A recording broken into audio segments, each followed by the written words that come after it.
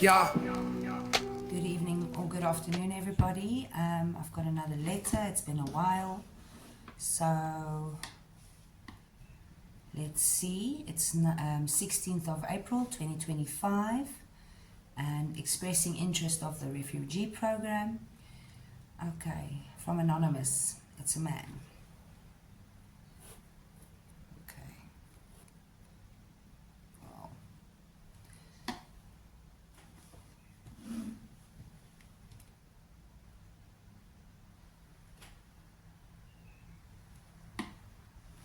okay. It always gets worse when night falls. They said time will heal, but it hasn't. Not completely. Years and years go by, but that little terror demon has refused to budge. Especially at night when I go to the bed. Good deep sleep is something forgotten, something that can be lumped into a bag of memories marked the good old days.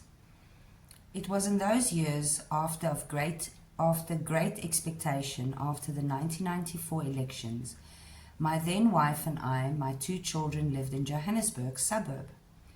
It was a wonderful area with folks going for evening walks and bicycle rides along with the children. We loved our suburban home. Then things started changing. Occasionally we would hear gunshots at night. Community patrols told us that people were being invaded in their homes and were shooting at the robbers out of fear for their lives. And very soon after, we experienced our first home invasion. At 3 in the morning, the very loud smashing of glass woke us. Fortunately, we had an interconnection door between the living area and the room, which was locked. They took every single thing of value, all the electronics and electrical appliances. Their method of entry was taking a large rock and throwing it through the large plate glass window facing the garden. No effort was made to be quiet. We phoned the police while they were still busy. The police station was 4 blocks down from our house, within walking distance. Strangely, they arrived only after the gang of 4 robbers who took their time and made many trips to the vehicle that brought them there. We heard the doors slam and the vehicle pull away. About 2 minutes later, the police arrived. They took a statement, looked around, and left. That was not the end. We were robbed exactly the same way another 2 times within a year, despite moving to a new house in the same suburb. We realized that they were getting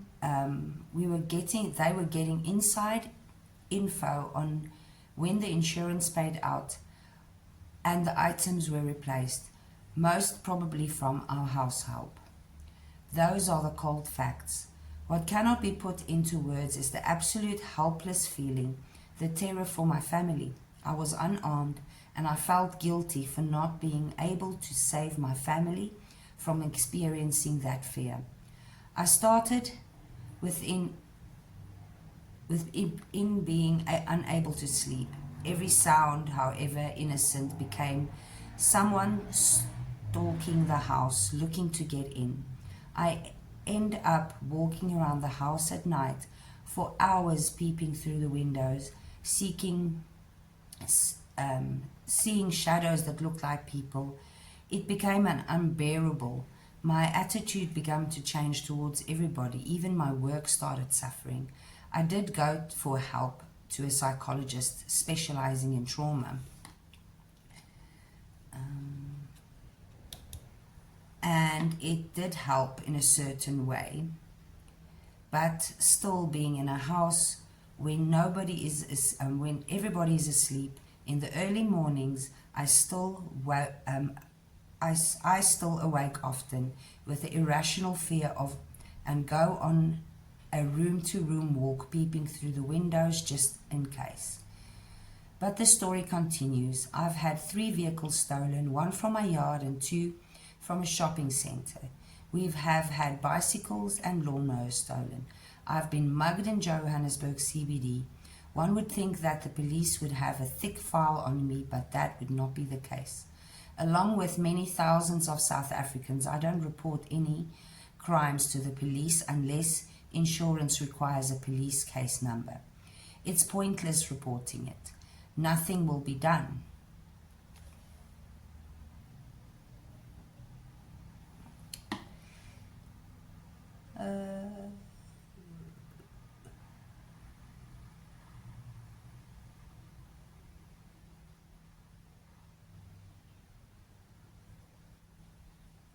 No one will be arrested. Even if they do arrest someone, the continuous postponement of court means many, many lost days from work, as each time one has to be at court, only to wait a whole day for the case to be postponed. White South Africa has learned that it is far less painful to just move on without shouting about it. At weekend braais with friends, white people tend to skirt the issue of crime against us to a great extent. We all have been touched by this by it some time or another. Talking about it serves very little purpose, and there are always others who have had it much worse. So we braai and drink and spend a little time on the pains we often endure. I get the idea that most of us suffer from some kind of PTSD as a result of the blatant hatred and threats that get spewed out by radicals who want our blood. Our government ignores these calls for our slaughter, calls for killing our people, women, children, even dogs and cats. We are told that we are thieves, have stolen their land. We are told we are subhuman, lower than dogs, Neanderthals, worthy of death. And our government and police are dead silent. They don't care about us. We are alone, and every day the danger grows. Our children are taught in schools that white people are evil. Not only the old white people, but everyone with a white skin is evil. How do we explain to them? They are young kids, and their schools teach them these things. They often hear older people talking about the pending violence against whites. What is this doing to our children? And the worst, it is knowing that there's absolutely nothing that we can do that will change the minds of the black majority. Even if we give them all our property and land, homes, cars, everything else, it will not change their mind about us. Because at the root of this problem lies the deep hatred of us whites that can only be cleansed by our slaughter. And that is the truth. They seek revenge. Not only reparations for these black people who hate us so. The currency is blood first and reparation a distant second. And so we live day by day, holding on to our faith, our Christian faith, as the only stability afforded us in Christ is in Jesus Christ. We try to look up to God for whence our protection comes, our only protection. Even our judicial system seems weighed in favor of black supremacy.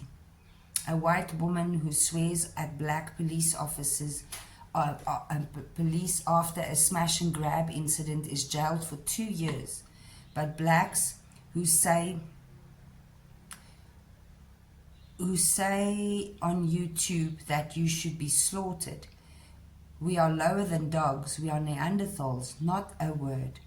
There are literally hundreds of similar examples of this type of quiet violence against whites on a constant basis.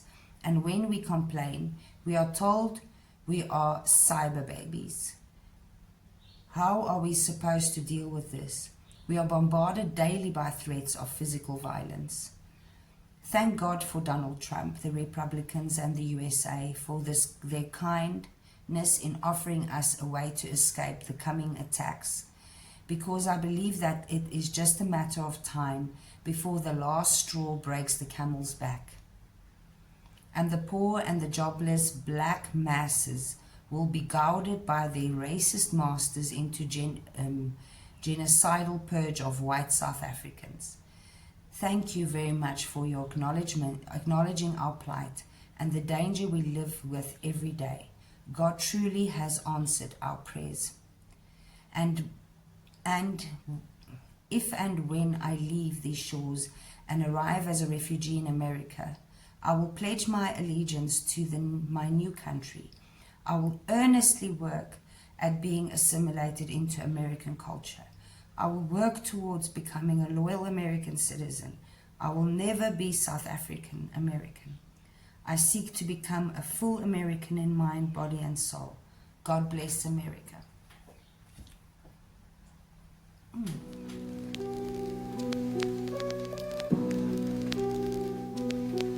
Yeah.